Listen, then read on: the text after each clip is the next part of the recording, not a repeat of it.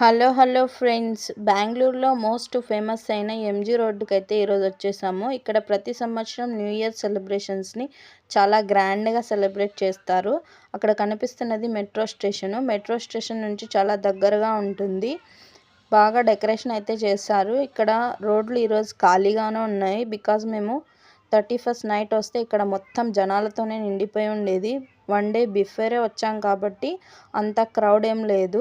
పోలీసుల సెక్యూరిటీ కూడా ఫుల్ టైట్గా ఉంది.